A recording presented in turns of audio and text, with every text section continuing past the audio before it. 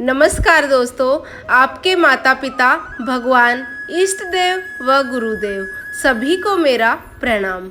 आज इस वीडियो के माध्यम से हम जानेंगे कैसे हुई थी राधा की मृत्यु।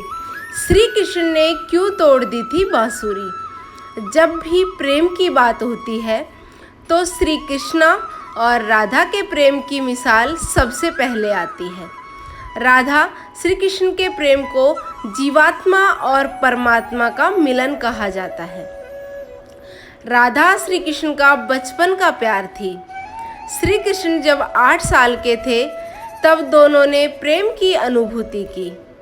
राधा श्री कृष्ण के दैवीय गुणों से परिचित थी।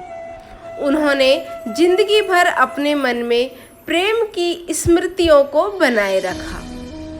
यही उनके रिश्ते की सबसे बड़ी खूबसूरती है। कहा जाता है कि श्री कृष्ण को केवल 2 ही चीज़ें सबसे ज़्यादा प्रिय थी। ये दोनों चीज़ें भी आपस में एक दूसरे से गहराई से जुड़ी हुई हैं, बांसुरी और राधा।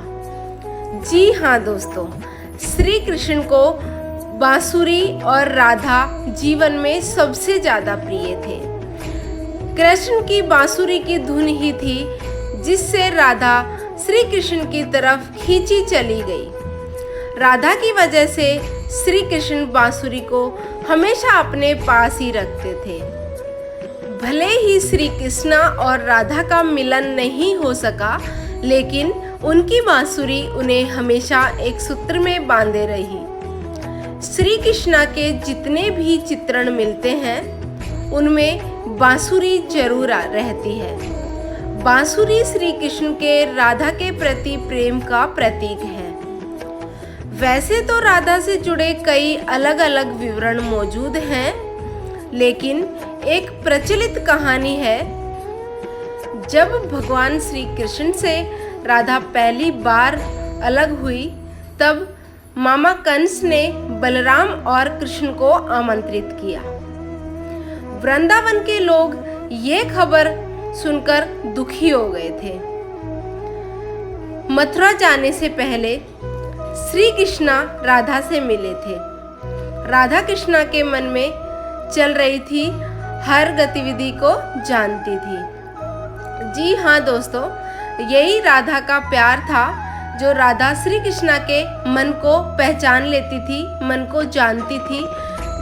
राधा को अलविदा कह कृष्ण उनसे दूर चले गए। कृष्ण राधा से ये वादा करके गए थे कि वो वापस आएंगे, लेकिन कृष्ण राधा के पास वापस नहीं आए। उनकी शादी भी रुक्मणी से हुई। रुक्मणी ने भी श्री कृष्ण को पाने के लिए बहुत जतन किए थे।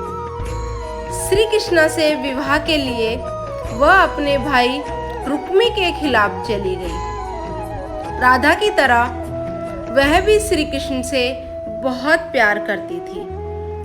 रुक्मणी ने श्री कृष्ण को एक प्रेम पत्र भी भेजा था कि वह आकर उन्हें अपने साथ ले जाए। इसके बाद श्री कृष्ण रुक्मणी के पास गए और उनसे शादी कर ली। कृष्ण के वृंदावन छोड़ने के बाद से ही राधा का वर्णन बहुत कम हो गया। राधा और कृष्ण जब आखिरी बार मिले थे तो राधा ने कृष्ण से कहा था कि भले ही वो उनसे दूर जा रहे हैं, लेकिन मन से कृष्ण हमेशा उनके साथ ही रहेंगे। इसके बाद कृष्ण मथुरा गए और कंस और बाकी राक्षसों को मारने का अपना काम पूरा किया, और इसके बाद प्रजा की रक्षा के लिए कृष्ण द्वारिका चले गए और द्वारिकाधीश के नाम से लोकप्रिय हो गए। जब कृष्ण वृंदावन से निकल गए तब राधा की जिंदगी ने अलग ही मोड़ ले लिया। राधा की शादी एक यादव से हो गई। राधा ने अपने दाम्पत्य जीवन की सारी रस्में निभाई और बूढ़ी हुई, लेकिन उनका मन तब भी कृष्ण के लिए समर्पित था। राधा ने पत्नी के तौर पर अपने सारे कर्तव्य पूरे किए। दूसरी तरफ श्री कृष्ण ने अपने दैवीय कर्तव्य निभाए। सारे कर्तव्य से मुक्त होने के बाद राधा आखिरी बार अपने प्रियतम कृष्ण से मिलने गई। जब वह द्वारिका पहुंची तो उन्होंने कृष्ण के रुक्मिणी और सत्यभामा से विवाह के बारे में सुना, लेकिन वह दुखी नहीं हुई। जब कृष्ण ने राधा को देखा तो वह बहुत प्रसन्न हुए। दोनों संकेतों की भाषा में एक दूसरे से काफी देर तक बातें करते रहे। राधा जी को कान्हा की नगरी द्वारिका में कोई नहीं पहचानता था। राधा के अनुरोध पर कृष्ण ने उन्हें महल में एक देविका के रूप में नियुक्त किया। राधा दिन भर महल में रहती थी और महल से जुड़े कार्य देखती थी। मौका मिलते ही वह कृष्ण के दर्शन कर लेती थी। लेकिन महल में राधा ने श्री कृष्ण के साथ पहले की तरह का आध्यात्मिक जुड़ाव महसूस नहीं कर पा रही थी। इसलिए राधा ने महल से दूर जाने का तय किया। उन्होंने सोचा कि वह दूर जाकर दोबारा श्री कृष्ण के साथ गहरा आत्मीय संबंध स्थापित कर पाएंगी। उन्हें नहीं पता था कि वह कहाँ जा रही हैं, लेकिन भगवान श्री कृष्ण जानते थे। धीरे धीरे समय बीतता गया और राधा बिल्कुल अकेली और कमजोर हो गई। उस वक्त उन्हें भगवान श्री कृष्ण की आवश्यकता पड़ी। आखिरी समय में भगवान श्री कृष्ण उनके सामने आए और श्री कृष्ण ने राधा से कहा कि वह उनसे कुछ मांगे, लेकिन राधा ने मना कर दिया। कृष्ण के दोबारा अनुरोध करने पर राधा ने कहा कि वह आखिरी बार उन्हें बांसुरी बजाते हुए देखना चाहती हैं। श्री कृष्ण ने बांसुरी ली और बेहद सुरीली धुन में बजाने लगे।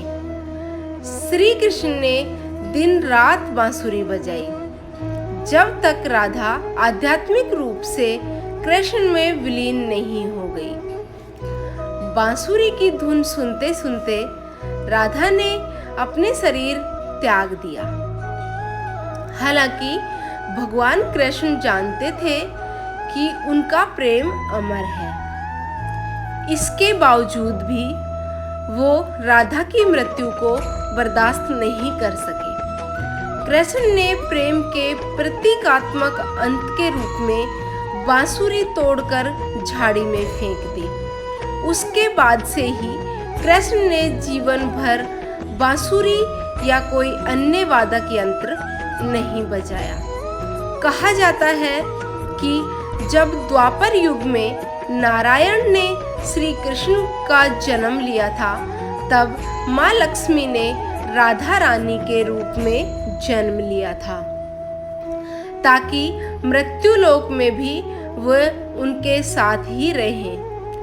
तो दोस्तों, वीडियो अच्छा लगा हो तो एक लाइक कर दीजिएगा और अपने फैमिली और फ्रेंड्स में शेयर ज़रूर कीजिएगा। और मेरे चैनल पर पहली बार विजिट किया है तो चैनल को सब्सक्राइब कर लीजिएगा और बेल आइकन को ज़रूर प्रेस कर लीजिएगा, ताकि आने वाले वीडियोज़ के नोटिफिकेशन सबसे पहले आपको प्राप्त हो सकें। आज के लिए इजाज़त चाहूँगी। मिलते हैं बहुत जल्द ऐसे ही अच्छे और सच्चे वीडियो के साथ। तब तक के लिए बने रहें और देखते रहें आपका अपना चैनल वॉइस ऑफ निक्की दरगस।